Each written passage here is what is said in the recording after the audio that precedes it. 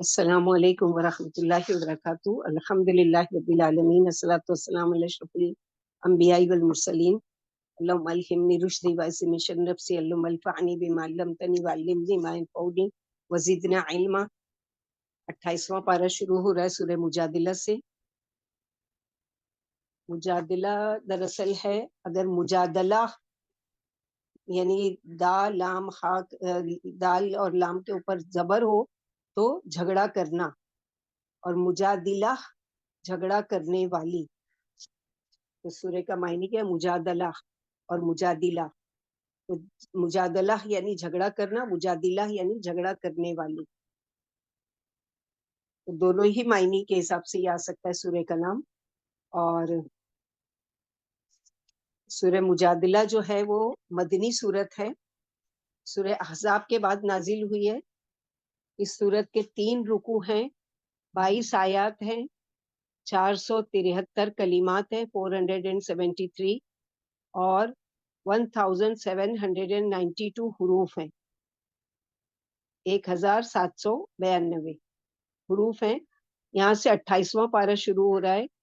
28ویں پارے میں ٹوٹل 9 صورتیں آئیں گی۔ تمام صورتیں مدنی ہیں، یعنی ہجرت کے بعد یہ ساری نازل ہوئی ہیں۔ ان تمام صورتوں کا ایک ہی مرکزی مضمون ہے کہ دین کے ساتھ تعلق۔ شروع میں اس پارے کے سورہ مجادلہ ہے جو کہ خاتون کی شکایت پر نازل ہوئی، اور آخری صورت ہے سورہ تحریم، جس کا اختتام بھی 4 خواتین کے ذکر پر ختم ہوگا پارے کا انشاءاللہ۔ سورہ کی جو ابتدا ہو رہی ہے وہ کس چیز سے ہو رہی ہے کہ قد سمیع اللہ قول التی تجادلک، اللہ نے سن لی اس عورت کی بات جو اپنے شوہر کے معاملے میں تم سے تکرار کر رہی تھی، وتشتکی الی اللہ، اور اللہ سے شکایت کر رہی تھی، اللہ سے فریاد کر رہی تھی، واللہ یسمع تحاورکما، اور اللہ تم دونوں کی گفتگو کو سن رہے تھے، ان اللہ سمیع بصیر، بے شک اللہ خوب سننے والے اور خوب دیکھنے والے ہیں۔ تو یہ جو سورہ ہے اس کا جو وجہ ہے، شان نزول ہے، وہ کیا ہے کہ عائشہ صدیقہ فرماتی ہیں اللہ ہی کے لیے بڑائیاں مخصوص ہیں جو تمام آوازیں سنتے ہیں۔ یہ خاتون نبی صلی اللہ علیہ وسلم سے باتیں کرنے لگی، ان کا نام تھا خولہ بنت ثعلبہ، بعض روایت میں آتا خولہ بنت خویلد۔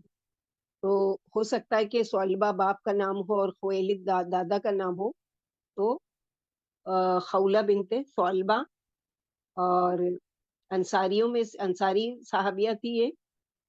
تو عائشہ رضی اللہ تعالیٰ عنہ فرماتی ہیں یہ خاتون نبی صلی اللہ علیہ وسلم سے باتیں کرنے لگی، میں بھی گھر میں ہی تھی مگر ان کے باتیں نہیں سن سکی۔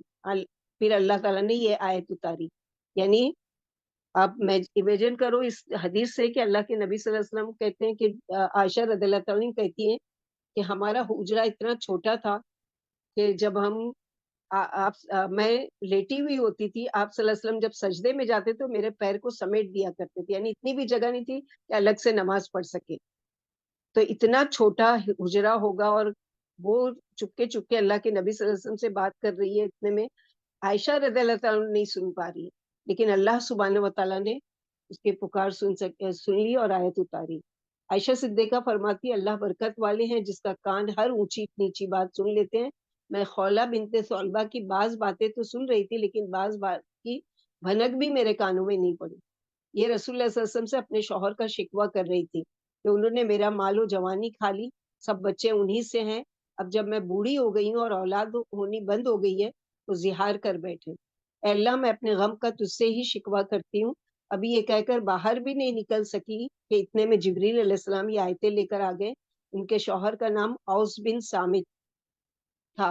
اوس کو کبھی بھی یعنی کبھی کبھی ان کو جنون کا سا دورہ پڑتا تھا، جیسے ہوتا ہے نا کہ غصے کی حالت میں انسان کا دماغ گم جاتا ہے، تو ان کو بھی ایسے ہی تھا کہ غصے کی حالت میں کبھی کبھی بالکل غصے کا دورہ پڑتا تھا جنون کی طرح، اور آپ نے اسی حالت میں زہار کر لیا تھا۔ آگے دیکھیں گے کہ زہار کا کیا معنی ہے۔ ان کی بیوی خولہ بنت ثعلبہ نبی صلی اللہ علیہ وسلم سے پوچھنے لگی اور اپنی حاجت اپنی شکایت بیان کر لے گی، انہی کے بارے میں آیت اتری، یعنی یہ جب آپ صلی اللہ علیہ وسلم کے پاس آئی اللہ کے نبی صلی اللہ علیہ وسلم نے ان کو سمجھا بجھا کر بھیجا کہ وہ بوڑھے ہیں اور آپ کے چچا زاد ہیں، ان کے ساتھ اچھا معاملہ کرو، لیکن کھل کر بات نہیں بتائی، حل نہیں بتایا. کیوں؟ کیونکہ وحی نازل نہیں ہوئی تھی. پھر جب جبریل علیہ السلام آئے اور وحی نازل ہوئی تو آپ صلی اللہ علیہ وسلم نے پوری بات ان کو بتائی.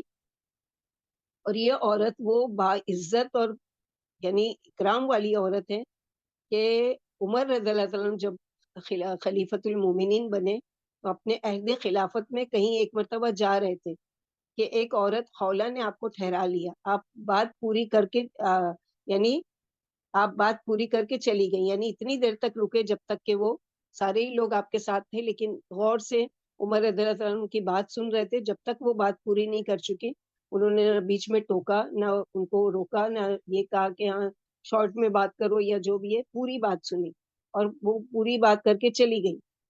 پھر آپ سے ایک شخص نے کہا کہ ایک بڑھیا کی وجہ سے آپ نے ماں تمام قریش کے رک گئے، یعنی تمام لوگوں کو آپ نے روک کر رکھا صرف ایک بڑھیا عورت کی وجہ سے.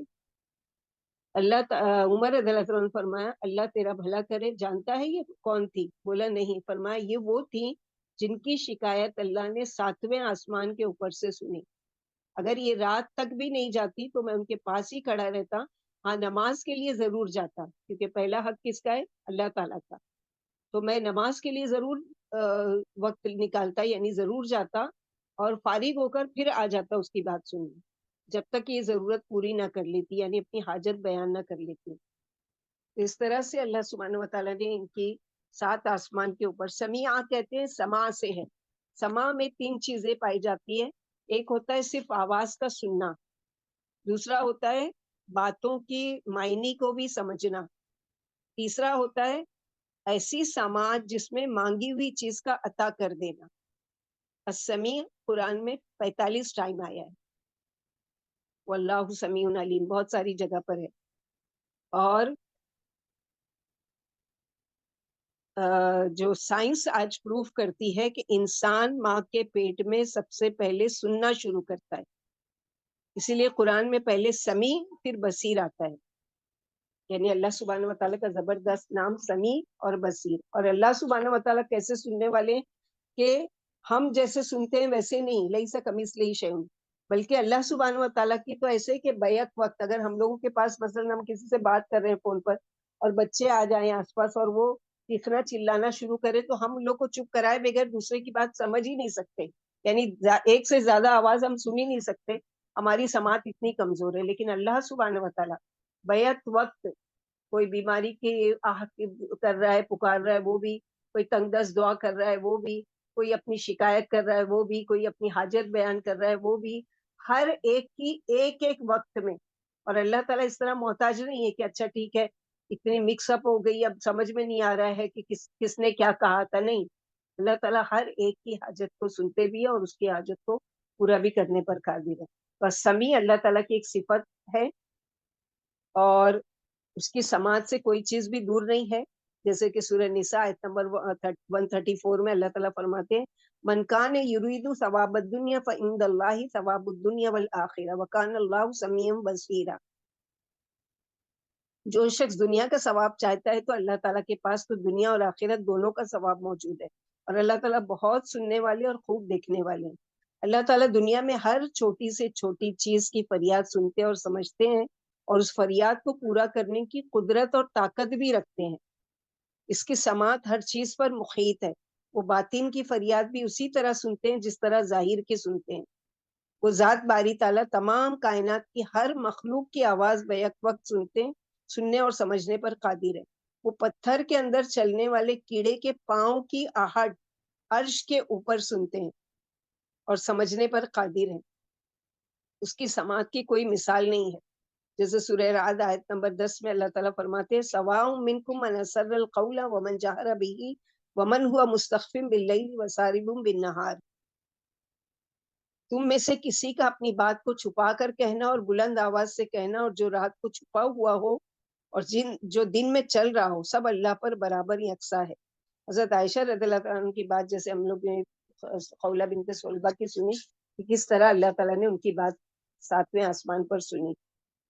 جیسے کہ ایک دوسرے مقام پر ہے کہ ہم اگر یہ امیجن کریں کہ ہمارا ہم جیسے سنتے ہیں نعوذ باللہ اللہ تعالیٰ بھی ایسے سنتے نہیں.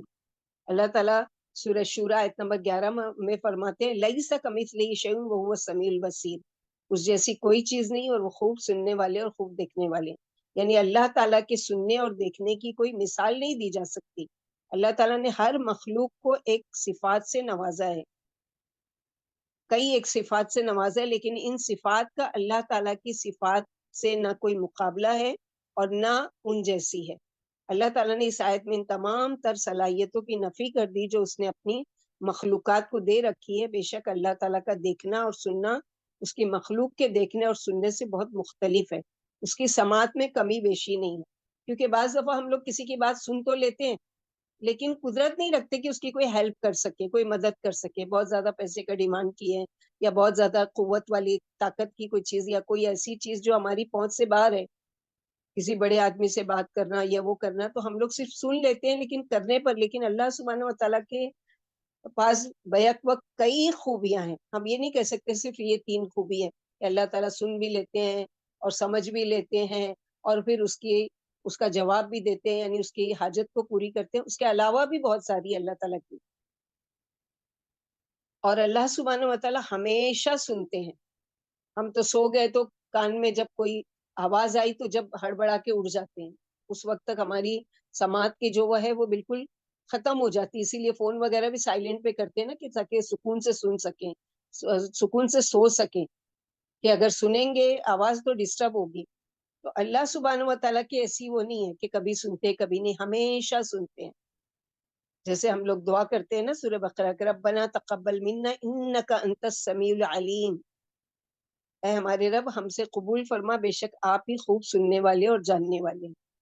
تو سمیع کے ساتھ ہمیشہ بصیر کی صفات آتی ہے. تو بصیر کو بھی دیکھ لیتے ہیں کہ اللہ تعالیٰ کی ایک صفت یہ ہے کہ اس کی بصارت ہر چیز کا احاطہ کیے ہوئے، جو ہر چیز کو دیکھتے ہیں اگرچہ وہ تحت الثری میں ہی کیوں نہ ہو.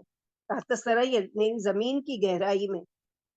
سورہ شورى آیت نمبر 218-220 میں الذی یراک حین تقوم وتقلبک فی الساجدین انہ هو السمیع العلیم، جو تجھے دیکھتا رہتا ہے جب کہ تو کھڑا ہوتا ہے اور سجدہ کرنے والوں کے درمیان تیرا گھومنا پھرنا بھی، وہ بڑے ہی سننے والے اور خوب جاننے والے ہیں. اللہ تعالیٰ دن کی روشنیوں میں بھی، رات کے اندھیروں میں بھی، پہاڑوں کے غاروں میں بھی، پانیوں کی تہوں میں بھی، سمندر کی نمی آلود یا تپتے ہوئے صحراؤں کی فضاؤں کی وسعتوں میں، ہر ظاہر و باطن چیز کو یکساں دیکھتے ہیں. ماضی حال مستقبل ہمارے لیے، اللہ تعالیٰ کے لیے سارے زمانے مقام یکساں ہیں. یعنی پاسٹ میں جو ہو چکا ہے بیک وقت اللہ تعالیٰ اس کو بھی دیکھ لیتے ہیں، اور ابھی جو ہو رہا ہے اس کو بھی دیکھ لیتے ہیں، آگے چل کے جو ہونے والا ہے اس کو بھی دیکھتے ہیں. اور وہ ان کو اسی طرح دیکھتے ہیں جس طرح کوئی چیز ہزاروں سال پہلے وجود میں آئی تھی. اس کا دیکھنا کسی مخلوق کے دیکھنے سے مماثلت نہیں رکھتا، یعنی ملتا جلتا نہیں ہے، مشابہ نہیں ہے. وہ ہر چیز کو دانائی اور حکمت کے ساتھ دیکھتے ہیں. اللہ تعالیٰ نے انسان کو ہر 2 قسم کی بصارت سے نوازا ہے، ایک آنکھوں کی بصارت اور دوسری نور ایمانی کی بصارت. آنکھوں کی بصارت چلی جائے تو دنیا تاریک ہو جاتی ہے، لیکن اگر دین کی بصارت چلی جائے تو دونوں جہان میں بربادی مقدر بنتی ہے. دین کی بصارت دونوں جہاں روشن کرتی ہے. انسان جس حال میں بھی ہو اس کی مشکلات کو دیکھنے اور سمجھنے والے اللہ تعالیٰ ہر وقت موجود ہیں. اس کے علاوہ کوئی نہیں جانتا اور نہ کسی کی حقیقی مشکل کا اندازہ کر سکتے ہیں. اسی لیے اللہ تعالیٰ سے دونوں بصارتوں کے لیے دعا کرنی چاہیے. یعنی اللہ تعالیٰ ہمیں دین کی بھی بصارت عطا فرمائے اور حقیقی جو ہماری آنکھوں کی وہ بصارت بھی عطا فرمائے. قرآن میں جیسے سورہ انعام آیت نمبر 106 میں 104 میں اللہ تعالیٰ فرماتے ہیں قد جاءکم بصائر من ربکم فمن ابصر فلنفسہ ومن عمی فعلیہ وما انا علیکم بحفیظ. بے شک تمہارے پاس تمہارے رب کی طرف سے حق بینی کے ذرائع پہنچ چکے ہیں. سو جو شخص دیکھ لے گا وہ اپنا فائدہ کرے گا، اور جو شخص اندھا بنا رہے گا وہ اپنا نقصان کرے گا، اور میں تمہارا نگران نہیں ہوں. صبر و شکر اور تواضع کے لیے اللہ سے دعا کرنا چاہیے کہ اللہم اجعلنی شکورا وجعلنی صبورا وجعلنی فی عینی صغیرا وفی عین الناس کبیرا. یا اللہ مجھے شکر کرنے والا اور صبر کرنے والا بنائیے، اور اپنی نظر میں چھوٹا اور دوسروں کی نظر میں بڑا بنا دیجیے. تو اللہ سبحانہ و تعالیٰ نے 7 آسمان کے اوپر اس طرح سے وہ کی، اور کیا شکایت کر رہی تھی، اور اس کا کیا ہے حل، وہ پوچھنے کے لیے آئی تھی. تو اللہ سبحانہ و تعالیٰ نے اس طرح سے ان کی وہ کی. تو اگلی آیت جو ہے الذین یظاہرون منکم من نساء ما ہن امہاتہم ان امہاتہم الا اللہ ولدنہم وانہم لیقولون منکرا من القول وزورا وان اللہ لعفو غفور. اسلام سے پہلے عرب میں رواج تھا کہ کوئی مرد اگر اپنی بیوی سے کہہ دیتا کہ انتی علیہ کظاہری امی، تو مجھ پر میری ماں کی پیٹھ کی طرح ہے، تو وہ عورت اس پر ہمیشہ کے لیے حرام ہو جاتی. اس کو زہار کہا جاتا ہے. مدینہ کے ایک مسلمان اوس بن صامت کے بارے میں یہ آیتیں نازل ہوئی. اس سے پتہ چلتا ہے کہ اسلام میں اللہ کے پاس عورت کی فریاد، عورت کی دعا، عورت کی التجا فوراً اللہ نے سنی، اور اس وقت اللہ نے وحی کے ذریعے ان کے مسئلے کا حل بتایا. بہرحال آپ صلی اللہ علیہ وسلم نے اپنا پچھلا فیصلہ بدلا اور اللہ کا فیصلہ سنا دیا. یعنی پہلے کیا تھا کہ آپ کے شوہر بوڑھے ہیں اور ان کی خدمت کرو، آپ کے چچا زاد بھائی ہیں، صلہ رحمی نبھاؤ، اور جو آپ صلی اللہ علیہ وسلم کو کہنا تھا اپنے حساب سے. لیکن بعد میں جب اللہ تعالیٰ نے یہ کیا تو بلا کر اس کا حل بھی بتایا. زہار کی دو قسمیں ہیں. ایک ہے واضح الفاظ سے کہنا جس میں الفاظ استعمال کیے جاتے ہیں، جیسے ابھی ہم لوگوں نے پڑھا کہ اگر کوئی شخص یہ کہتا ہے اپنی بیوی سے انتی علیہ کظاہری امی، ان الفاظ کے استعمال سے بالاتفاق زہار یعنی طلاق واقع ہو جاتی ہے، مگر رجعی یعنی رجوع کا آپشن باقی رہتا ہے. جیسے آگے پڑھیں گے کہ کیا کیا آپشن اللہ تعالیٰ نے بتائے. دوسری قسم ہے اشارے یا مثال بیان کرنا. یعنی مثلا کوئی کہہ دے کہ انتی علیہ مثل امی، کظاہری امی نہیں، مثل امی، تو مجھ پر میری ماں کی طرح ہے، یعنی رسپیکٹ کے طور پر کہ تم مجھے اتنی ہی عزیز ہو جیسے کہ میری ماں. اور نیت کے اوپر ڈیپینڈ کرتا ہے. جیسے مذاق میں کہتے ہیں بعض لوگ کہ تم تو میری ماں ہی بن گئی ہو. اس میں مقصد حرام کرنا نہیں ہوتا یا طلاق دینے کی نیت نہیں ہوتی ہے. اس میں یہ کہنا مقصد ہوتا ہے کہ جیسے میری ماں ہر وقت مجھے روک ٹوک کرتی ہے، نصیحتیں کرتی ہے، ویسے ہی تم ہو گئی ہو.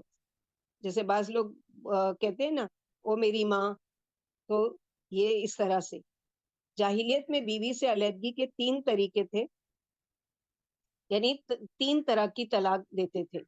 نمبر 1 زہار، نمبر 2 ایلا، ایلا کے بارے میں سورہ نساء میں پڑھ چکے ہیں اور سورہ احزاب میں بھی آ چکا ہے.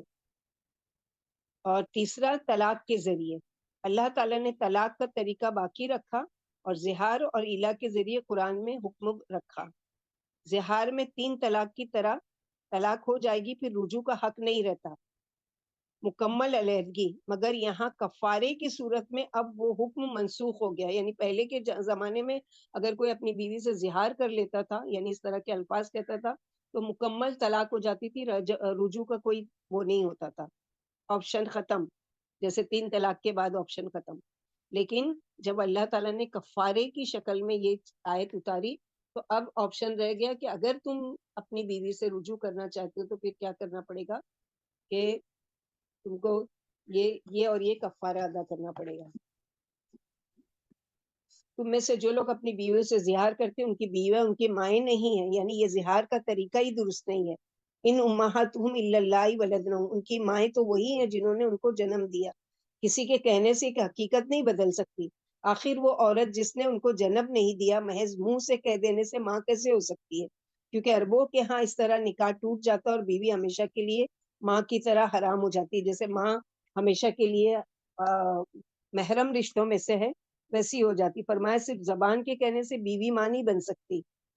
بے شک وَإِنَّهُمْ لَيَقُولُونَ مُنْكَرًا مِنَ الْقَوْلِ وَزُورًا، بے شک وہ ایک سخت ناپسندیدہ اور جھوٹی بات کہتے ہیں. اپنی بیوی کو ماں سے تشبیہ دینا بہت بیہودہ بات ہے، یہ شریفوں کا قول نہیں ہے، جھوٹی بات ہے. وَإِنَّ اللَّهَ لَعَفُوٌّ غَفُورٌ، اور بے شک اللہ تعالیٰ البتہ معاف کرنے والے، درگزر کرنے والے. یعنی حرکت تو یہ ایسی ہے کہ جس پر سخت سزا ملنی چاہیے، مگر اللہ پھر بھی پچھلی خطاؤں کو معاف کر دیتے ہیں اور آگے کے لیے اصلاح کا طریقہ رکھا ہے اللہ تعالیٰ. یہاں سے زہار کا قانون بتایا جا رہا ہے کہ آگے اگر زہار کوئی کر بیٹھے اپنی بیوی سے تو اس کی کیا.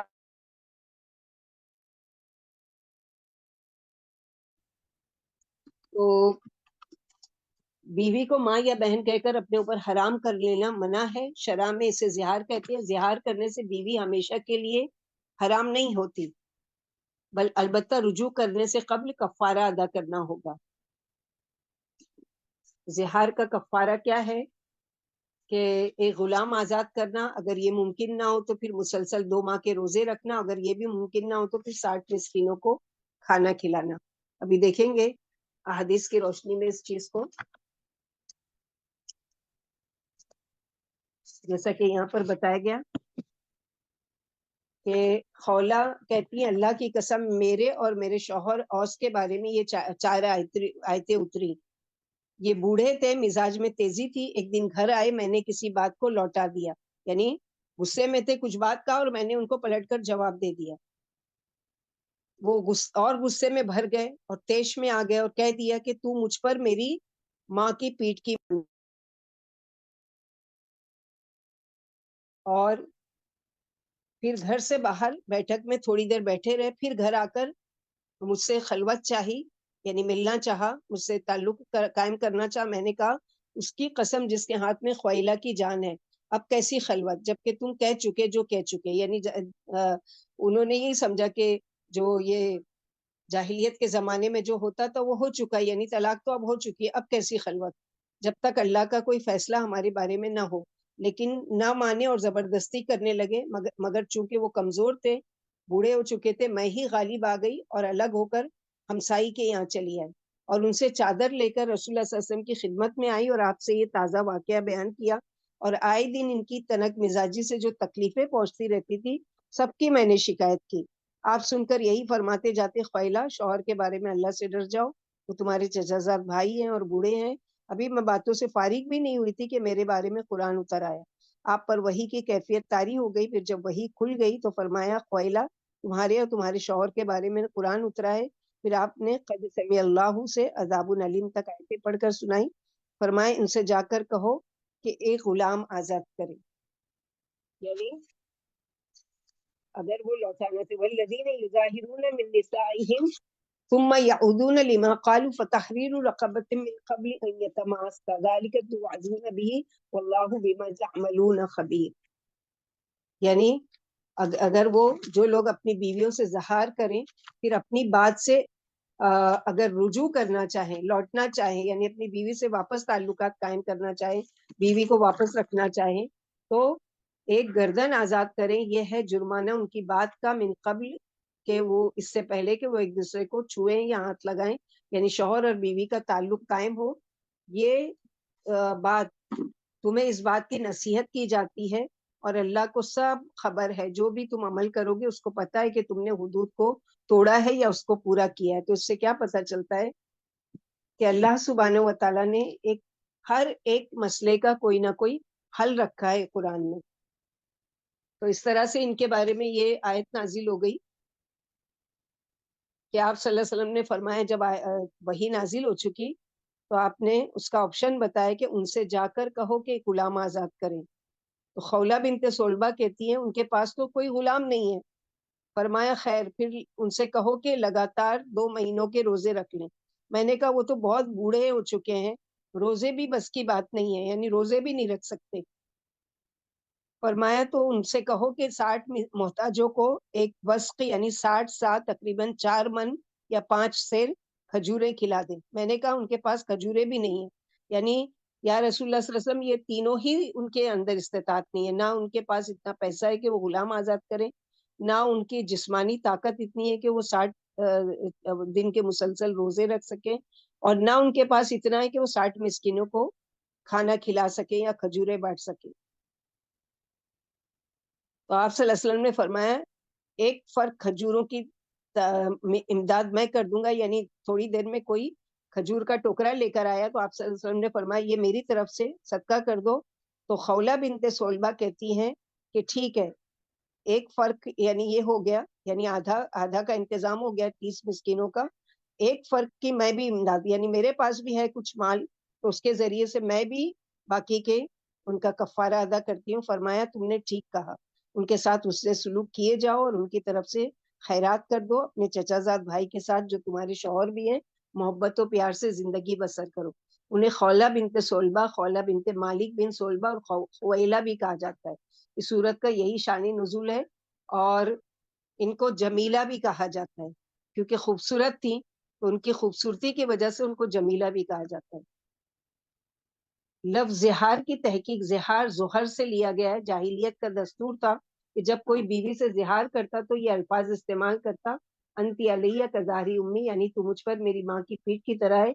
جاہلیت میں زہار کی وجہ سے طلاق پڑ جاتی تھی، لیکن اللہ نے آسانی کی وجہ سے اس کا کفارہ مقرر کر دیا کہ آگے بھی کبھی ایسا کوئی مسئلہ آ جائے تو اس کے لیے کیا کرنا ہے.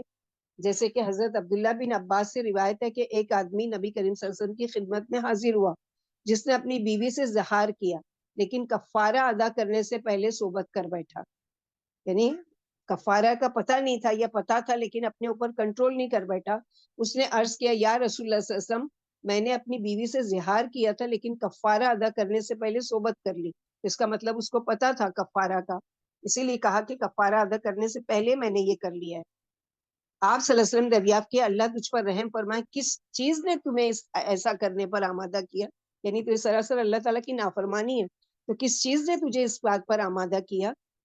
تو اس نے عرض کیا میں نے چاندنی رات میں اس کی پازیب دیکھی اور اتنی خوبصورت لگی کہ میں اپنے آپ کو قابو میں نہیں رکھ سکا. آپ صلی اللہ علیہ وسلم نے ارشاد فرمایا دوبارہ اس کے قریب نہ جانا جب تک کہ کفارہ ادا نہ کرو. اب یہ نہیں کہا کہ ٹھیک ہے تمہارے لیے ڈبل کفارہ، ایسا نہیں، بلکہ کیا کہا کہ ٹھیک ہے ایک مرتبہ تم غلطی سے کر چکے، اللہ سے توبہ کرو، معافی مانگو، اور دوبارہ اب اس سے تعلق قائم کرنے سے پہلے کیا کرو کہ کفارہ ادا کرو. ان تینوں میں سے جو بھی تمہاری استطاعت ہو، یا تو ایک غلام کو آزاد کرو، یا 60 دن کے مسلسل روزے رکھو، اور یا پھر 60 مسکینوں کو کھانا کھلاؤ، جس کی جیسی استطاعت. اسی لیے من استطاع یہاں پر کہا گیا. قرآن میں دیکھو کتنی چیزیں ایسی ہیں جس کے اللہ سبحانہ و تعالیٰ استطاعت پر وہ کر دیتے ہیں. زکوٰۃ دینے کی جس کی استطاعت ہو، حج کرنے کی من استطاع جس کی استطاعت ہو. تو اس کے ذریعے سے پتہ چلتا ہے کہ اللہ سبحانہ و تعالیٰ نے دین کتنا آسان کر کے ہمارے لیے بھیجا اور ہم نے اس کو کتنا مشکل بنا دیا ہے. اپنے اوپر زبردستی کی فضول رسموں کو لاد کر اور اس پر وہ کر کے قضا روزے تو رکھے نہیں جا رہے ہیں، لیکن رجب کے روزے، شعبان کے روزے، اور یہ روزے اور وہ روزے، اپنے اوپر دنیا بھر کی مشقتیں ڈال دی. جبکہ اللہ تعالیٰ کیا استطاعت رکھتے ہو تو، یہاں تک کہ فرض روزے کے بارے میں بھی یہی آیا ہے.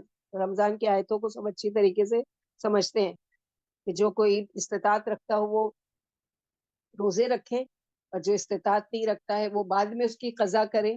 یہ سارے آپشنز وہاں پر بھی دیے گئے. پھر فدیہ دے دے، جو اتنا بوڑھا ہے یا اتنی مریض ہے، اتنا کمزور ہے کہ بعد میں بھی نہیں اس کی طاقت ہے، تو پھر وہ کیا کرے کہ فدیہ ادا کر دے. تو کتنی یعنی سہولتیں ہیں دین میں. ہم لوگوں نے اس کو مشکل بنا لیا اپنے دین کو. الدین النصیحہ، دین جو ہے سراسر خیر خواہی کا نام ہے، سراسر آسانی کا نام ہے. ہم لوگوں نے اس کو مشکل بنا دیا اپنے اوپر اتنی پابندیاں لاد کر کہ اپنے آپ کو مشکل میں ڈالا کہ اب تو کرنا ہی کرنا ہے، کیونکہ اس کو ہم کیا سمجھ رہے ہیں کہ یہ دین ہے، یہ نہیں کریں گے تو اللہ ناراض ہوں گے. جبکہ اللہ کس چیز سے ناراض ہو رہے؟ جو تم نمازیں نہیں پڑھ رہے ہو زندگی میں، جو تم اللہ تعالیٰ کی فرائض کی پابندی نہیں کر رہے ہو، جو اللہ تعالیٰ کے احکامات کی نافرمانی کر رہے ہو، اس کا ڈر نہیں ہے لوگوں کے دل میں کہ اللہ ناراض ہوں گے. لیکن یہ ساری چیزیں اگر خرافات اگر ہم چھوڑ دیتے تو کہیں اللہ ناراض نہ ہو جائے. تو یہ سب اپنی خود ساختہ باتیں ہیں جس کے بارے میں کچھ بھی نہیں ہے.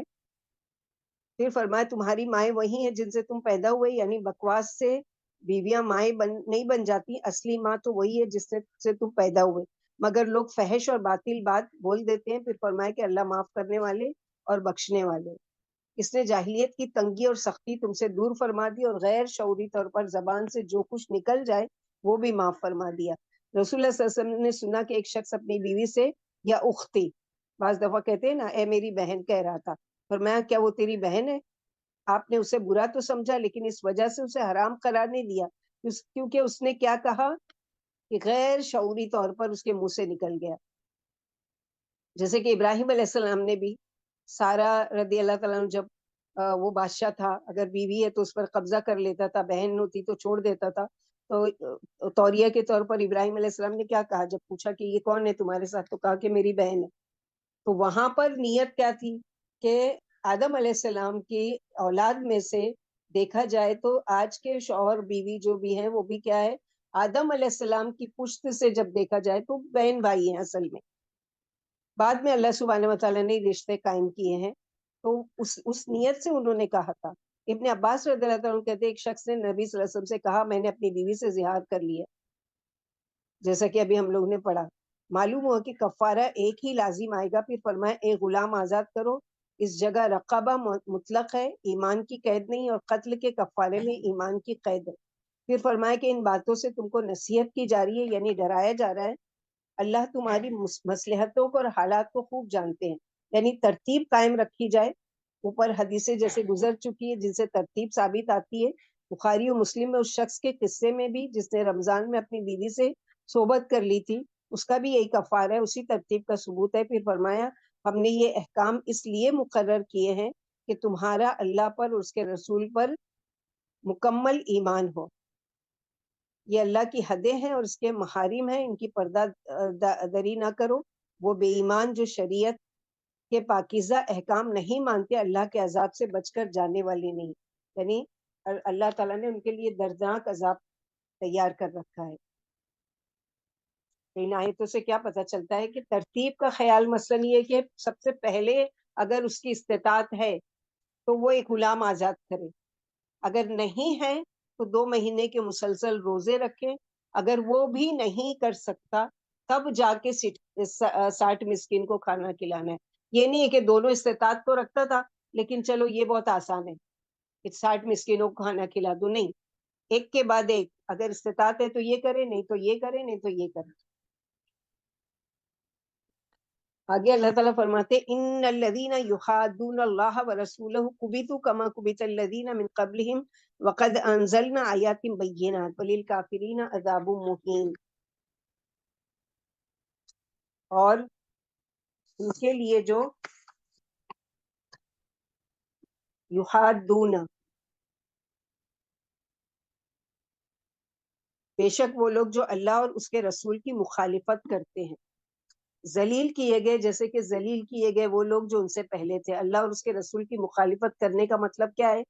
کہ ان کی مقرر کردہ حدوں کو نہ ماننا، یا ان کی بجائے کوئی اور حدیں مقرر کرنا، یعنی قانون اپنے ہاتھ میں لے لینا، اللہ تعالیٰ کے مقرر کردہ طریقوں کے خلاف چلنا. کبتا کہتے ہیں رسوا کرنا، ہلاک کرنا، اور لعنت کرنا، دھکے دے کر نکال دینا، ذلیل کرنا، اللہ کی رحمت سے دوری، یہ ساری چیزیں کبت میں آتی ہے. کبتا میں یہاں پر یہ ہے کہ اللہ سبحانہ و تعالیٰ یہاں پر اسی لیے بتا رہے ہیں کہ دشمنان دین و مخالفین شرع متین کے اور دینی باتوں میں جھگڑنے والوں کے برے انجام کا بیان ہے کہ جس طرح ان سے پہلی قومیں میں ذلیل ہوئیں وہی ان نادانوں کا انجام ہوگا. ہم نے صاف صاف آیتیں اتار دی ہیں جن کا انکار وہی کر سکتا ہے جو کافر و فاجر ہو اور بلا وجہ بغیر کسی دلیل کے حق میں جھگڑنے والا ہو. کافروں ہی کے لیے ذلت والا عذاب ہے کیونکہ یہ دنیا میں لمبی لمبی ناکوں والے تھے اور اتباع شریعت میں اپنی توہین سمجھتے تھے. یعنی اللہ تعالیٰ نے جو بھی قانون بنائے ہیں وہ اللہ تعالیٰ نے حکمت کے تحت بنائے ہیں، اور ایسا نہیں کوئی قانون بنایا ہے کہ جس میں یعنی ایسا وہ ہو کہ مثلا یہ کہ انسان کی وسعت سے باہر ہو، یا انسان کی سوچ سے باہر ہو، یا انسان کی طاقت سے باہر ہو.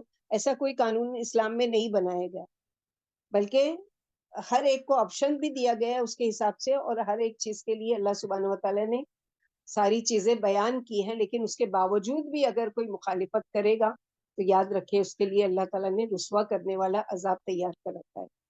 یوم یبعثہم اللہ جمیعا فینبئہم بما عملوا احصاہ اللہ ونسوہ واللہ علی کل شیء شہید. اور جس دن وہ جمع کیے جائیں گے،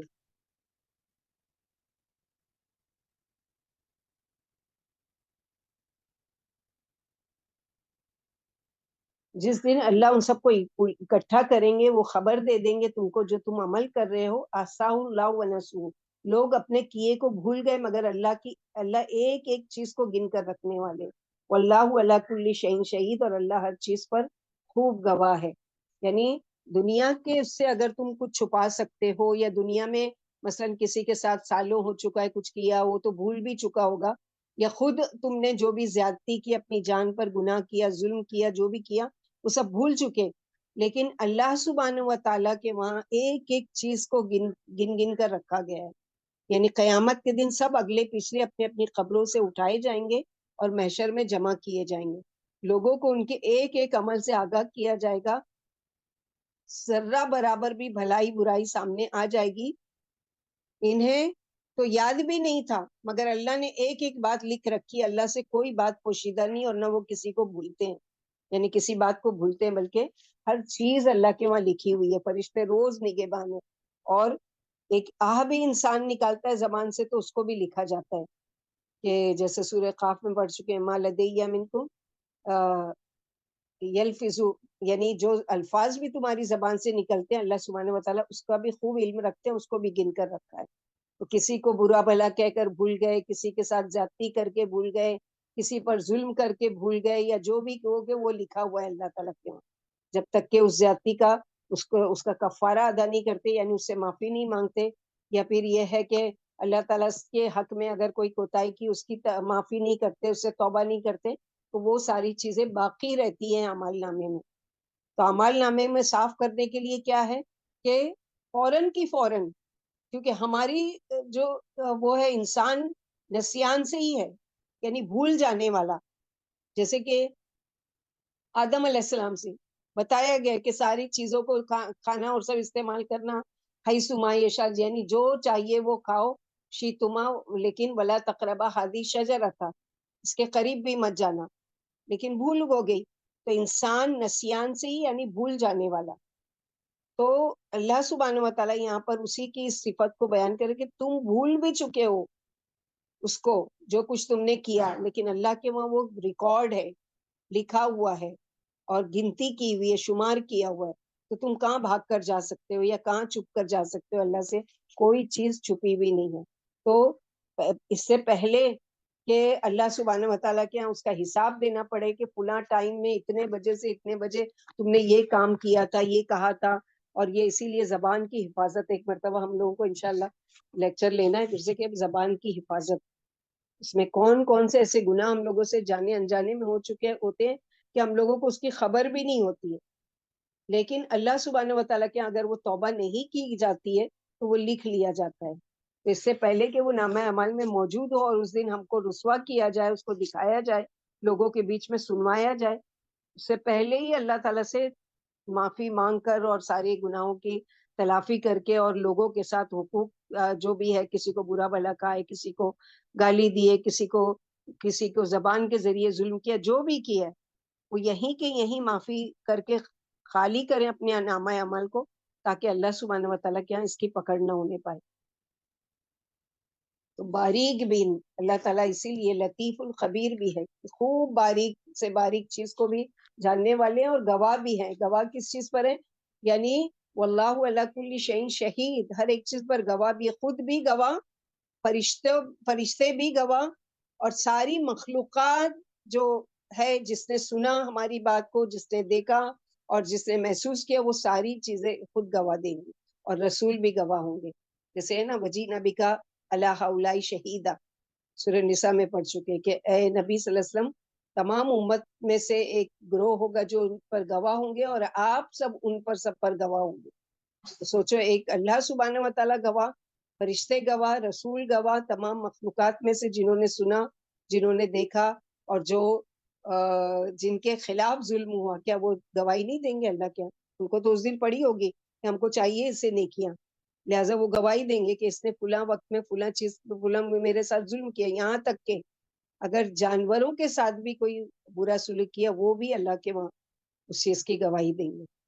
اس چیز سے بہت زیادہ ڈرنا چاہیے کہ اپنی زبان سے، اپنے ہاتھ سے، اپنے کسی بھی عمل سے اللہ سبحانہ و تعالیٰ کے یہاں کوئی بھی چیز، کیونکہ اگلی آیت میں اللہ تعالیٰ بتا رہے ہیں کہ کس طرح سے وہ شہید ہے، کس طرح سے وہ یعنی تمہارے قریب ہے. الم تر ان اللہ یعلم ما فی السماوات و ما فی الارض ما یکون من نجوى ثلاثة الا هو رابعهم ولا خمسة الا هو سادسهم ولا ادنى من ذلك ولا اکثر الا هو معهم اينما كانوا ثم ينبئهم بما عملوا يوم القيامة ان اللہ بكل شيء علیم. کیا تم جانتے نہیں ہو کہ اللہ زمین و آسمان کی ہر چیز کو جانتے؟ کیا دیکھا نہیں تم نے؟ کیا تمہیں پتا نہیں ہے کہ اللہ کو ہر چیز کا علم ہے؟ تمہیں نہیں ہوتی کوئی سرگوشی 3 لوگوں کے بیچ میں الا ہوا رابع، مگر وہ ان کا چوتھا ہوتا ہے. یعنی 3 لوگ جو بیٹھ کے خفیہ باتیں کان میں پھسپھساتے ہیں، سرگوشی کرتے ہیں، چوتھا اللہ تعالیٰ ان کے بیچ میں ہوتے ہیں، وہ دیکھ بھی رہے ہوتے ہیں، وہ سن بھی رہے ہوتے ہیں.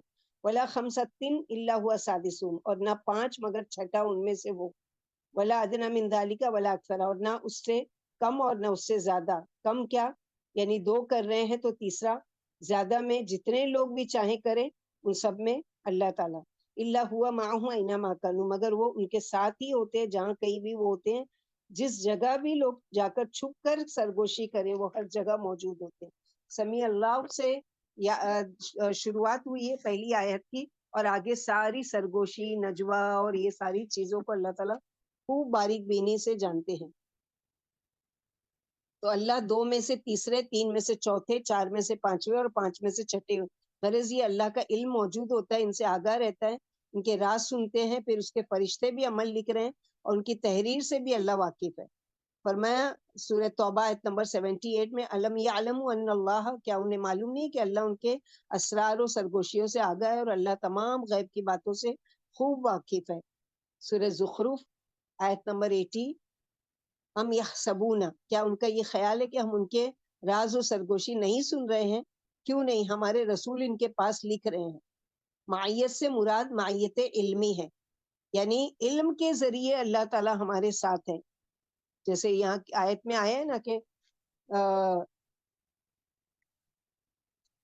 اینما تکون، یعنی جہاں کہیں بھی تم ہوتے ہو، اینما کانوا، جہاں کہیں بھی وہ ہوں تو ان کے ساتھ ہوتے ہیں. تو معیت کیا ہے؟ 2 طرح کی ہے.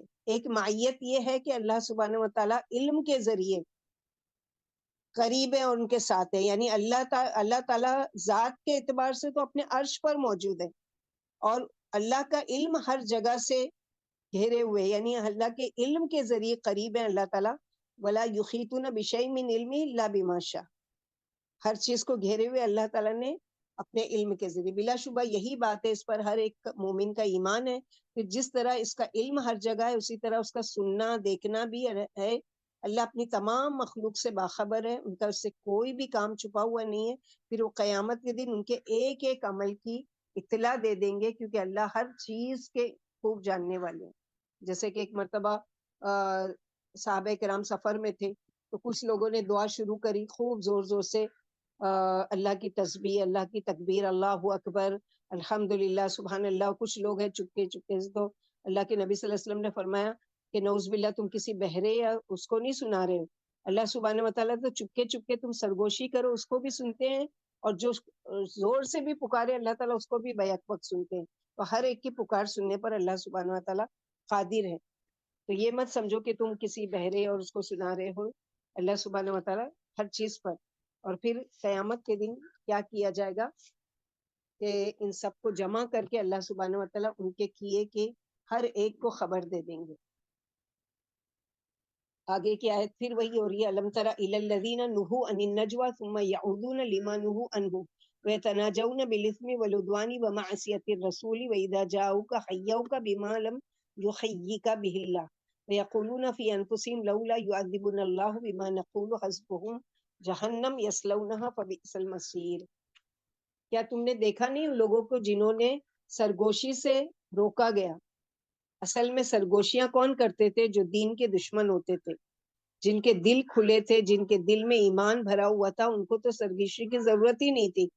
تو مدینہ کے یہود اور منافقین جب مسلمانوں کے پاس سے گزرتے تو مسلمانوں کی طرف اشارے کرتے، ان کا مذاق اڑاتے، ان کو بے وقوف سمجھتے، ان کے خلاف چھپ چھپ کر کانوں میں چپکے چپکے باتیں کرتے تاکہ مسلمان غمگین ہوں. آپ صلی اللہ علیہ وسلم نے اس بات سے منع کر دیا کہ ایک دوسرے کے سامنے سرگوشیاں مت کیا کرو، کہ اللہ تعالیٰ نے اس چیز سے منع کیا ہے. یعنی منافقین بھی ظاہر اپنے آپ کو مسلمان کہتے تھے. تو یہاں پر یہی بتایا گیا، ثم یعودون بما نہوا، پھر وہ وہی کر رہے ہیں جس سے وہ روکے گئے ہیں. ویتناجون بالاثم والعدوان، اور وہ سرگوشیاں کرتے ہیں آپس میں گناہ اور زیادتی کے کاموں میں. یعنی غیبت، الزام تراشی، بیہودہ گوئی. اچھی بات تو انسان چاہتا ہے کہ سب کے سامنے ہو، چھپ کر کوئی بات کب کہتا ہے؟ یا تو یہ کہ وہ کسی سے بیان نہیں کرنا چاہتا، یا پھر اس کی غیبت اور برائی کرنا چاہتا ہے تو پھر وہ چپکے چپکے کرتا ہے. تو یہاں پر اللہ سبحانہ و تعالیٰ اسی کے بارے میں بتا رہے ہیں کہ ومعصیت الرسول، اور رسول صلی اللہ علیہ وسلم کی نافرمانی کی باتوں میں سرگوشیاں کرتے ہیں کہ کس طرح آپ صلی اللہ علیہ وسلم کے کسی حکم سے بچ کر نکل سکتے ہیں، کام چوری کے لیے سرگوشیاں کرتے ہیں کہ کس طرح سے کوئی ایسی بات، ایسا کوئی راستہ نکلے کہ ہم کو یہ عمل نہیں کرنا پڑے، جنگ میں نہیں جانا پڑے اور صدقہ نہیں دینا پڑے اور یہ کرنا، تو اس کے لیے چپکے چپکے کیا کرتے تھے۔ تو یہاں پر اللہ سبحانہ و تعالیٰ اسی کے بارے میں بتا رہے ہیں کہ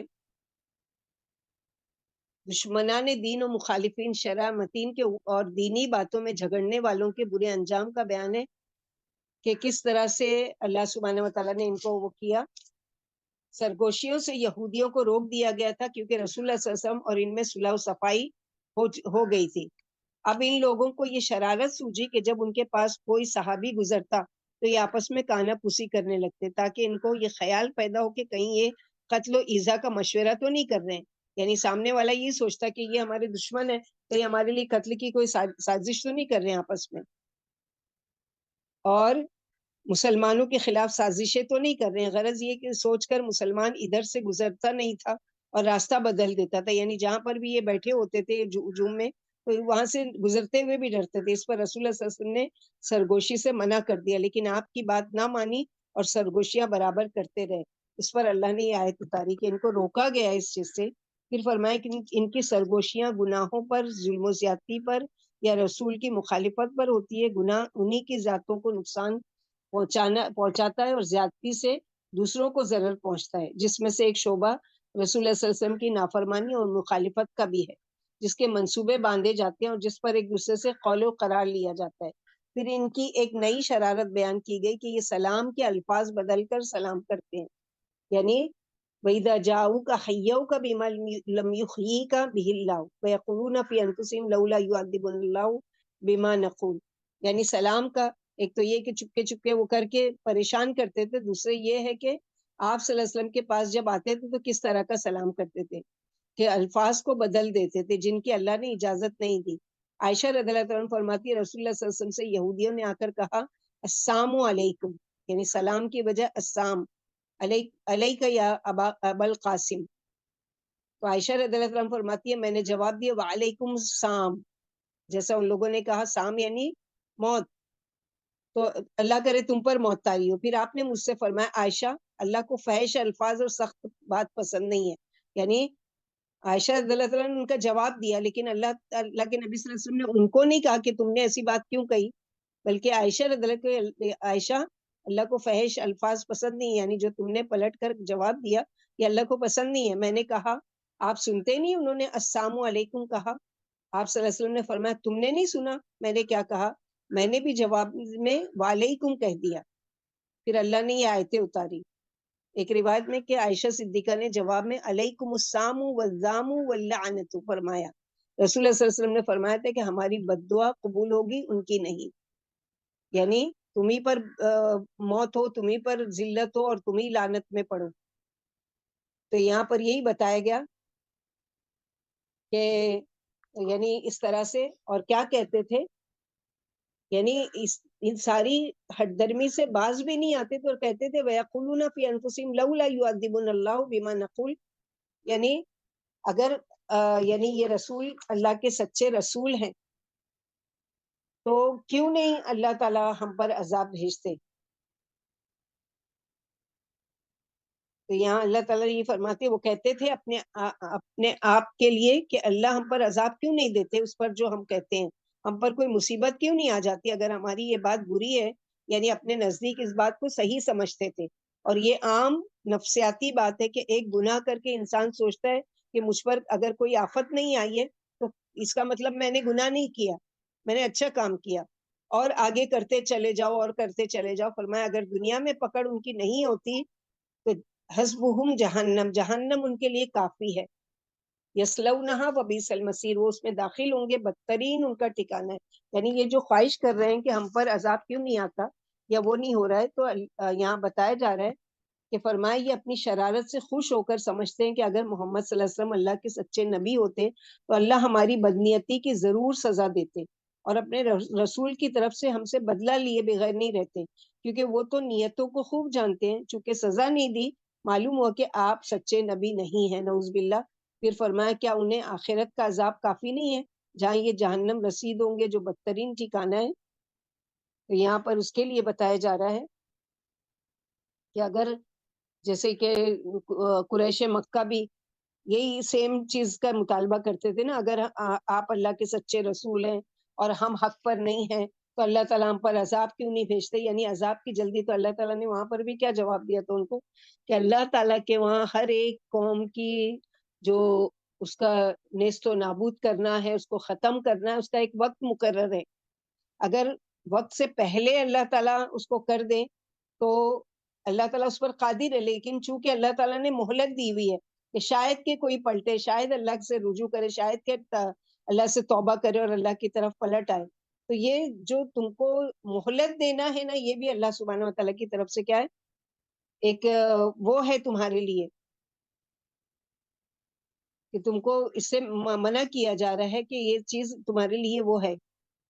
آگے کی آیت نمبر 9، یا ایھا الذین آمنوا اذا تناجیتم فلا تتناجوا بالاثم والعدوان ومعصیۃ الرسول وتناجوا بالبر والتقوى واتقوا اللہ الذی الیہ تحشرون۔ اے لوگو جو ایمان لائے ہو، اگر تمہیں سرگوشیاں کرنی ہی ہو تو گناہ کی بات میں سرگوشی مت کرو، یعنی چپکے چپکے سے بات کرنے کی ضرورت پڑ بھی جائے تو غلط باتیں مت کرو۔ کیوں؟ کیونکہ پہلے جو کہا گیا ہے کہ ان اللہ سمیع بصیر، اللہ تعالیٰ خوب سننے والے دیکھنے والے ہیں۔ دوسری جگہ کا بتا دیا گیا کہ اللہ تعالیٰ تم تین ہوتے چوتھا اس میں وہ ہوتا ہے، پانچ ہوتے تو چھٹے اس میں ہوتے ہیں، سات ہوتے تو آٹھواں اس میں ہوتے ہیں، اس طرح سے کم ہوتے ہو یا زیادہ ہوتے ہیں اللہ تعالیٰ تو اس لیے کہ تم چپکے چپکے کان میں جو بھی بات کرو گے اللہ تعالیٰ کو اس کا علم ہے۔ ولدوان، اور ایک دوسرے پر ظلم و زیادتی کرنے کے لیے آپس میں سرگوشیاں مت کرو۔ ومعصیت الرسول، اور سنت کی خلاف ورزی پر سرگوشیاں نہ کرو، یعنی اللہ کے رسول صلی اللہ علیہ وسلم کی نافرمانی پر۔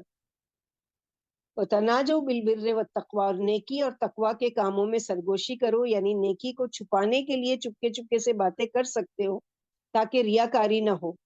واتقوا اللہ الذی الیہ تحشرون، اور ڈرو اللہ سے، وہ ذات جس کی طرف تم سب اکٹھے کیے جاؤ گے۔ تو یہاں مومنوں کو کا اخلاق سکھایا جا رہا ہے، یعنی مومنوں کے اخلاق بلند ہونے چاہیے، وہ بے ایمانوں جیسے کام نہیں کریں۔ گناہ، ظلم، زیادتی، مخالفت اور شیطانی سازشیں کرنا مسلمانوں کی شان نہیں ہے۔ ان کی تو یہ شان ہے کہ نیکی اور تقوی کے مشورے کریں، اللہ سے ڈرتے رہیں جس کے پاس انہیں جانا ہے۔ پھر فرمایا وہ تمہیں تمہارے سارے اعمال و اقوال کی خبر دے دیں گے، جو اس نے لکھ رکھے ہیں ان کا تمہیں پورا پورا بدلہ ملے گا۔ صفوان بن مخرز کہتے ہیں کہ میں ابن عمر کا ہاتھ پکڑے ہوئے تھا، اتنے میں ایک شخص نے سامنے سے آ کر کہا تم نے کس طرح رسول اللہ صلی اللہ علیہ وسلم سے قیامت کے دن اللہ کی اس سرگوشی کے بارے میں سنا ہے جو وہ مومن سے کریں گے؟ بولے میں نے نبی صلی اللہ علیہ وسلم سے سنا، آپ فرماتے تھے کہ اللہ مومن کو قریب بلائیں گے اور اس پر لوگوں سے آڑ میں ہو کر اپنا ہاتھ رکھ کر گناہوں کا اقرار کرائیں گے، فرمائیں گے فلاں فلاں گناہ معلوم ہے۔ جب وہ بہت سے گناہوں کا اقرار کرا لیں گے اور مومن اپنے دل میں سمجھ جائے گا کہ اب خیر نہیں، یعنی اب تو میں پکڑا گیا کہ ہر چیز کے بارے میں مجھ سے پوچھ لیا گیا کہ تو نے یہ کیا تھا، یہ کیا تھا، یہ کیا تھا، تو اب تو خیر نہیں، اب تو میں پکڑا گیا۔ میں نے دنیا میں بھی تیری، اللہ سبحانہ و تعالیٰ کیا فرمائیں گے کہ میں نے دنیا میں بھی تیری پردہ پوشی کی تھی اور آج بھی معاف کیے دیتا ہوں، پھر اسے نیکیوں کی کتاب دے دی جائے گی۔ کافر اور منافقوں کے بارے میں گواہ اعلان کر دیں گے کہ یہی وہ ہیں جنہوں نے اللہ پر جھوٹ باندھا تھا۔ محشریوں سن لو، ظالموں پر اللہ کی پھٹکار ہے۔ اور یہ پردہ پوشی کس کو ملے گی؟ من ستر مسلمن سترہ اللہ فی الدنیا والآخرہ، جو دنیا میں کسی کی پردہ پوشی کرے گا قیامت کے دن اللہ تعالیٰ اس کی پردہ پوشی کریں گے۔ دنیا میں بھی اس کی پردہ پوشی، یعنی اس کی عزت کو لوگوں کے بیچ میں اچھالا نہیں جائے گا، لوگوں میں بے عزتی نہیں ہوگی، کیونکہ اس نے دوسرے کی بے عزتی کا خیال کیا، اس نے دوسرے کی عزت کا خیال کیا، تو اللہ تعالیٰ اس کی عزت کا خیال رکھیں گے، دنیا میں بھی اس کو رسوا کرنے سے بچائیں گے اور آخرت میں بھی۔ دعا بھی کرنا چاہیے ہم لوگوں کو، اللہم انی اعوذ بک من خزی الدنیا وعذاب الآخرہ، اللہ تعالیٰ دنیا کی بھی رسوائی سے بچانا اور آخرت کے عذاب سے بھی بچانا۔ تو یہاں پر یہی بتایا گیا۔ اور کیونکہ یہ جو سکھانا ہے یہ کس کا ہوتا ہے؟ شیطان کا. انما النجوى من الشیطان لیحزن الذین آمنوا ولیس بدعائهم شیء الا باذن اللہ وعلی اللہ فلیتوکل المؤمنون. یہ سرگوشیاں تو شیطانی کام ہے. اور کیوں ہوتی ہے یہ سرگوشی؟ تاکہ غمگین کرے ایمان والوں کو. یعنی جب یہ منافقین یا یہودی آپس میں چپکے چپکے کہتے تھے تو ان کو غم لاک ہوتا تھا، پتہ نہیں ہمارے بارے میں کیا کہہ رہے ہیں. ہمارے ساتھ بھی یہ ہوتا ہے نا، اگر ہمارے ساتھ 4 لوگ بیٹھے ہوئے ہیں اور ان کے بیچ میں ہم باتیں کر رہے ہیں، اتنے میں 2 لوگ اگر کانا پوسی کرنے لگے اور بات کرتے ہوئے بھی انسان کی بعض دفعہ نظر سامنے والے پر ہوتی ہے. بات تو کر رہا ہوتا ہے اس سے، لیکن وہ سامنے والے کو، آپ وہ سامنے والا کیا سمجھے گا کہ یہ میرے بارے میں ہی کچھ کہہ رہے ہیں. تو دل میں ایک وہ ہوتا ہے نا، تکلیف ہوتی ہے کہ پتہ نہیں میرے بارے میں کچھ کہہ رہے ہیں، شاید مجھے میرے کپڑے اچھے نہیں، شاید میری شکل اچھی نہیں، شاید میرے اندر کوئی عیب ہے جس کو یہ ذکر کر رہے ہیں، حالانکہ وہ بات نہیں ہوتی ہے، ہو سکتا ہے کہ کوئی اور بات کر رہے ہیں. تو یہ غمگین کرنے والی بات ہوتی ہے کسی کو. اسی لیے منع کیا گیا ہے سرگوشی میں کہ اگر مجلس کا ادب بھی ہے، یہ مجلس کے بہت سارے آداب ہیں جو کہ آگے آ رہے ہیں، اس میں سے ایک ادب یہ بھی ہے کہ اگر 3-4 لوگ ہیں مثلاً، تو آپس میں 2 لوگ اگر چپکے چپکے بات کرنا چاہتے تو سامنے والے سے اجازت لیں کہ دیکھو ہم لوگ کچھ آپس میں بات کرنا چاہ رہے ہیں، کسی کی بات نہیں کر رہے ہیں، آپس کی ہم بات کر رہے ہیں، تو اس سے اجازت لینا ضروری ہے. تو یہاں پر یہی بتایا گیا کہ یہ سب سرگوشیاں شیطانی کام ہے تاکہ غمگین کرے ایمان والوں کو. ولیس بدعائهم شیئا، ایمان والوں کو یہ یاد رکھنا چاہیے کہ سرگوشیاں ان کو کچھ بھی نقصان نہیں دے سکتی. یعنی اگر وہ کر رہے ہیں تو اللہ ان سے پوچھیں گے، ان کی پکڑ کریں گے، تمہارا اس میں کچھ نقصان نہیں، الا باذن اللہ، مگر اللہ کی اذن سے. وعلی اللہ فلیتوکل المؤمنون، اور مومنوں کو اللہ ہی پر بھروسہ رکھنا چاہیے. یعنی اگر کوئی مسلمان لوگوں کی سرگوشیاں دیکھ کر پریشان بھی ہونے لگے اور یہ سمجھے کہ اس کے خلاف باتیں ہو رہی ہیں، تب بھی اس کو غمگین نہیں ہونا چاہیے اور مخلص محض شک اور شبے کی بنیاد پر جوابی کارروائی بھی نہیں کرنا چاہیے، بلکہ اعتماد دل میں پیدا کرے کہ کوئی کچھ بھی کر لے، اللہ کے اذن سے نہ تو کوئی مجھے نقصان پہنچا سکتا ہے اور نہ کوئی میرا کچھ بگاڑ سکتا ہے. تو یہ بعض دفعہ یہ ہوتا ہے نا کہ اچھا میرے بارے میں بول رہے تھے نا، اچھا بتاؤ کیا بول رہے تھے، اور پھر بات بڑھتے بڑھتے کہاں تک پہنچ جاتی ہے. تو کانا پوسی جس سے خواہ مخواہ مومن کو صدمہ پہنچے اور بدگمانی پیدا ہو، شیطانی کام ہے. یعنی شیطان اس کام کو ان کے لیے خوبصورت اور اچھا کر کے دکھلاتا ہے. وہ کانا پوسی اچھی اور نیک بات سمجھ کر کرتے ہیں تاکہ اس سے مسلمانوں کو دکھ پہنچے، حالانکہ اللہ کی مرضی کے بغیر انہیں تل بھی بھر بھی نقصان نہیں پہنچ سکتا. اسی لیے حدیث میں کانا پوسی کی ممانعت کی ہے، بشرط یہ کہ اس سے کسی مسلمان کو ایذا پہنچتی ہو. ایک اور حدیث میں کہ جب تم 3 ہو تو وہ تیسرے کو چھوڑ کر کانا پوسی نہ کرے، کیونکہ اس سے تیسرے کو صدمہ ہوگا. ہاں، تیسرے سے اجازت لے کر سرگوشی جائز ہے. یعنی مجلس میں بیٹھے ہیں تو تیسرے سے پرمیشن لیں کہ دیکھو ہم تمہاری نہیں بات کر رہے، لیکن کچھ مجھے ضروری بات کرنی ہے اور میں ان سے ہی کہہ سکتی ہوں، اور اسے پرمیشن لے کر، تاکہ اس کی غلط فہمی دور ہو جائے کہ پتہ نہیں میرے بارے میں کچھ نہیں کہا کر. اور یہ چیز ہوتی ہے کیونکہ شیطان، انما الشیطان، یہ شیطان ہے جو اس طرح کی فضول باتیں دل میں ڈالتا ہے اور وسوسے ڈالتا ہے اور اس طرح کے کام کرواتا ہے کہ انسان آپس میں کیا ہے، مل جل کر پیار محبت سے نہیں رہے اور ہمیشہ ایک دوسرے سے بدگمان رہے. تو یہاں اسی لیے منع کیا جا رہا ہے. ٹائم ہے، ہم ایک آیت اور لے لیتے ہیں انشاءاللہ.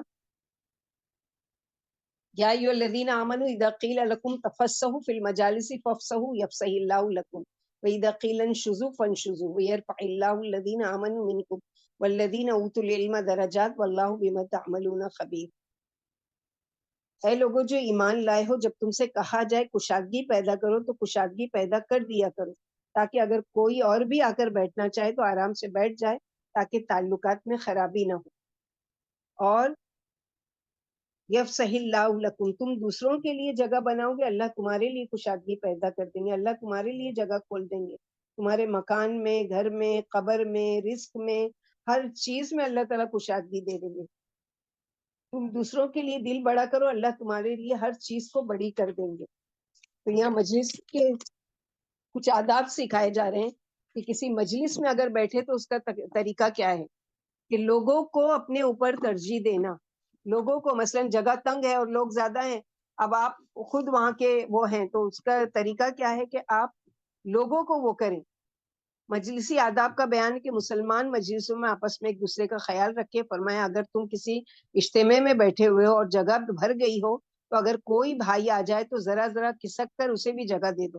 مجلس میں کشادگی کرو, اللہ تم کو جنت میں فراخی عطا فرمائیں گے, کیونکہ جزا عمل کی جنس ہے. جیسا تم دنیا میں کسی کے ساتھ معاملہ کرو گے اللہ تعالیٰ تمہارے ساتھ ویسے ہی تمہارے ساتھ قیامت کے دن معاملہ کریں گے. جیسا کہ صحیح حدیث میں آیا ہے, جس نے اللہ کے لیے مسجد بنائی اللہ اس کے لیے جنت میں گھر بنائیں گے. جس نے تنگدست پر آسانی کی اللہ اس پر دنیا اور آخرت میں آسانی فرما دیں گے. جب تک انسان اپنے بھائی کی مدد پر رہتا ہے اللہ اس کی مدد فرماتے ہیں. واللہ فی عون العبد ما کان العبد فی عون اخیہ.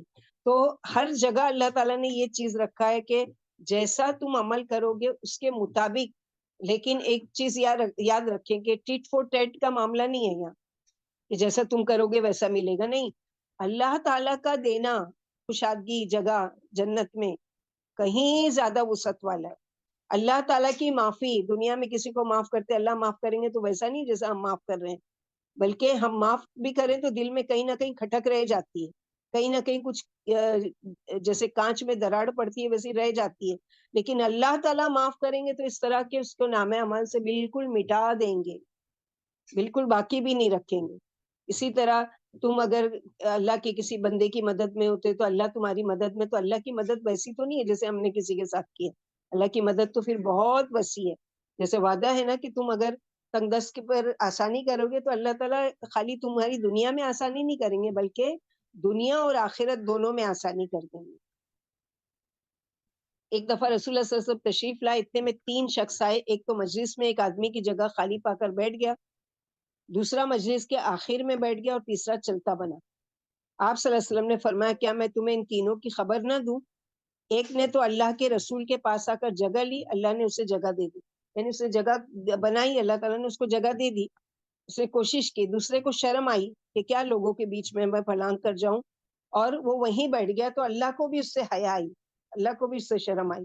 اور تیسرے نے اعراض کیا کہ یہاں تو جگہ ہی نہیں ہے, میں کیوں بیٹھوں, نکل کر چلا گیا, تو اللہ تعالیٰ نے بھی اس سے اعراض کیا. بلا اجازت 2 کے درمیان تفریق کرنا کسی کو حلال نہیں. اسی لیے جمعہ کی نماز میں بھی منع کیا گیا نا کہ اگر جمعہ کے مثلاً خطبہ شروع ہو چکا ہے اور لوگ خطبہ بیٹھ کے خاموشی سے سن رہے ہیں اور تم کو آگے جگہ دکھ رہی ہے, اب لوگوں کو پھلانگتے ہوئے جا کر اپنی جگہ پر بیٹھنا, یا لوگ جو بیٹھے ہوئے ہیں ذرا سی جگہ ہے جگہ تو کوئی بات نہیں, کیونکہ صفوں کو ملانے کا بھی حکم دیا گیا. لیکن اگر نہیں ہے اور زبردستی تم پہلی صف میں جانے کے لیے گھس کر اگر بیٹھو تو پھر یہ بھی غلط ہے, یہ بھی چیز منع کی گئی. تو مجلس کے کچھ آداب ہیں, کچھ یہ ساری چیزیں ڈسپلین ہے, وہ سکھایا جا رہا ہے. اور اسلام سراسر دنیاوی اعتبار سے بھی اور دین کے اعتبار سے بھی ہر چیز میں اللہ تعالیٰ اعتدال, اور ہر چیز میں اللہ تعالیٰ کشادگی, اور ہر چیز میں اللہ تعالیٰ آسانی, اور ایک دوسرے کے حقوق کی ادائیگی کے یعنی خیال رکھنا, یہ ساری چیزیں ادب سکھاتے ہیں. وَإِذَا قِيلَ انشُزُوا فَانشُزُوا يَرْفَعِ اللَّهُ الَّذِينَ آمَنُوا مِنكُمْ. کیونکہ ہر کوئی آپ صلی اللہ علیہ وسلم کی مجلس میں بیٹھنا چاہتا تھا, یا بالکل ہی چپک جاتے, تو ان سے کہا جا رہا ہے کہ جب تم سے کہا جائے کہ نئی جگہ ہے, کوئی ایک کھڑے ہو جاؤ, یا دو لوگ کھڑے ہو جاؤ تو کھڑے ہو جایا کرو. یعنی جب کسی بھی اچھے کام کے لیے کہا جائے اٹھ جاؤ, یا کسی نیک کام کے لیے کہا جائے کہ اٹھو کر لو تو اٹھ جایا کرو. یا کوئی راستہ روک کر بیٹھا ہے, اس کو کہا جائے راستہ چھوڑ دو تو چھوڑ دیا کرو. وہ ناراض نہ ہو کہ مجھے کیوں اٹھایا گیا, اپنی توہین مت سمجھے. یرفع اللہ, تم اللہ کے لیے اٹھو گے اللہ تم کو عزت دیں گے, تم کو بلند کر دیں گے. والذین اوتوا العلم درجات, اور وہ لوگ جو ایمان لائے خاص طور پر علم حاصل کرے ان کے درجے بلند ہے. کسی کو خاص کرسی ملنے سے بڑا نہیں, کسی کا خاص پوزیشن ملنے سے بڑا نہیں ہے. اللہ کی نظر میں بڑا کون ہے؟ نمبر 1 تقوی والا, نمبر 2 علم والا. تقوی کا تو اللہ کو ہی پتا ہے, مگر انسانی درجے میں علم کے ذریعے پہچانو. واللہ بما تعملون خبیر, اللہ ساتھ اس کے جو تم عمل کرتے ہو باخبر ہے. صحابہ کرام کو علم کا اس سے ذریعے اس سے یعنی شوق دلایا جا رہا ہے کہ شوق تو ہے تم کو اللہ کے رسول صلی اللہ علیہ وسلم کی مجلس میں بیٹھنے کا, یا آج ہم کو ادب سکھایا جا رہا ہے. پھر فرمایا کہ ایمان والوں کے اور علم والوں کے درجے بلند کر دیے جائیں گے. یعنی یہ خیال نہ کرنا کہ مجلسوں میں ہم سے جگہ دلوائی گئی یا ہمیں اٹھا دیا گیا, اس سے ہماری انسلٹ ہو گئی یا ہماری توہین ہو گئی ہے, ایسا نہیں ہے. اس سے تمہاری عزت میں کوئی فرق نہیں آئے، بلکہ اللہ کے نزدیک تمہارا درجہ بلند ہو گیا۔ اللہ تمہاری نیکی رائے گاہ نہ جانے دیں گے، بلکہ اس کا دنیا اور آخرت میں اجر عطا فرمائیں گے، کیونکہ جو اللہ کے دین کو بلند کرنے کے لیے مسکینی اختیار کرے گا، اللہ اس کو توقیر اور بلندی عطا فرمائیں گے، اس کی نیک شہرت کو کر دیتے ہیں، دنیا میں اس کا نام پھیلا دیتے ہیں، لوگ عزت و محبت سے اس کا ذکر خیر کرتے ہیں۔ پھر فرمایا اللہ تمہارے سارے عملوں سے باخبر ہے، یعنی اسے خوب معلوم ہے کہ بلند مراتب کا کون زیادہ مستحق ہے اور کون نہیں۔ نافع بن عبد الحارث نے عمر فاروق رضی اللہ عنہ سے عصفان میں ملاقات کی۔ فاروق رضی اللہ عنہ کو مکہ معظمہ کا حاکم بنا دیا تھا۔ پوچھا نیابت کس کو سونپ کر آئے ہو، یعنی اپنی جگہ کس کو جگہ دے کر آئے؟ بولے ابن ابزا کو، جو آزاد کردہ غلام میں سے غلام تھا۔ فرمایا تم نے ایک آزاد کردہ غلام کو حاکم بنا دیا؟ بولے امیر المومنین ابن ابزا کتاب اللہ کے قاری، فرائض سے باخبر اور اچھے خطیب ہیں، یعنی صرف غلام نہیں ہے، ان کے اندر یہ کوالٹی بھی ہے کہ وہ اچھے قاری بھی ہیں اور فرائض کی پابندی بھی اچھی طریقے سے کرتے ہیں اور ایک اچھے خطبہ دینے والے اچھے خطیب بھی ہیں۔ فرمایا سنو اور یقین مانو، تمہارے نبی محمد صلی اللہ علیہ وسلم نے فرمایا کہ اللہ اس کتاب کی وجہ سے کچھ لوگوں کو بلند مرتبہ عطا فرماتے ہیں اور کچھ لوگوں کو پست اور ذلیل کرتے ہیں۔ اگر ہم بھی چاہتے ہیں کہ اللہ تعالیٰ ہم کو عزت دے، ہم کو بلندی دے، تو اس کتاب کو مضبوطی سے تھام لینا ہے۔ مضبوطی سے ساتھ تھامنا نہیں ہے کہ اس کو گرنے نہیں دینا ہے یا اس کو اونچی جگہ پر رکھنا ہے یا اس کی عزت کرنا ہے، نہیں، وہ سب تو کرنا ہی کرنا ہے مضبوطی سے، یعنی اس کی ایک ایک بات کو اپنے اوپر لاگو کرنا ہے۔ یہ میرے لیے ہے، یہ باتیں میرے لیے، یہ آیت میرے لیے، یہ مجھ سے کہا جا رہا ہے کہ میں یہ کروں اور وہ نہیں کروں، یہ ساری چیزیں۔ تو ہم لوگوں کو اس چیز کو سمجھنا چاہیے۔ انشاءاللہ باذن اللہ یہ آیتیں اگر موقع لگا تو پھر سے اور ڈیٹیل میں پڑھنے کی کوشش کریں گے انشاءاللہ، کہ علم میں کس طرح اللہ تعالیٰ درجے، تاکہ علم کا شوق ہمارے اندر پیدا ہو۔ اور علم کے لیے تو ایسا ہے کہ جتنا وقت، جیسے اللہ کے نبی صلی اللہ علیہ وسلم کو کہا گیا فَإِذَا فَرَغْتَ فَانْصَبْ وَإِلَىٰ رَبِّكَ فَارْغَب، آپ جب بھی اپنے مشن سے، اپنے کام سے، اپنی ضروریات سے، اپنے کاموں سے فارغ ہوں تو اللہ کی طرف رغبت کریں، یعنی اپنے آپ کو فارغ کر دیں اللہ کے لیے۔ تو ہمارے لیے بھی کیا ہے اس میں سبق، کہ کوشش یہ کریں کہ ہمارا جو ایکسٹرا وقت ہوتا ہے، بعض دفعہ تو ایکسٹرا وقت ہوتا ہے اور بعض دفعہ ایسا ہوتا ہے کہ ہمارے پاس وقت نہیں ہوتا، ہم کو وقت نکالنا ہوتا ہے۔ تو یاد رکھو اگر اللہ کے دین کی بلندی اس کی سرکوبی کے لیے اور اس کی بلندی کے لیے اور اس کو نشر و اشاعت کے لیے اپنا وقت نکالیں گے اپنے بزی ٹائم میں سے، تو اللہ تعالیٰ اس کے ذریعے سے دنیا و آخرت دونوں نہ صرف آسان کریں گے، بلکہ اس علم کے ذریعے اللہ تعالیٰ عزت دیں گے، اور اس علم کے ذریعے اللہ تعالیٰ قیامت کے دن درجات کو بلند کریں گے۔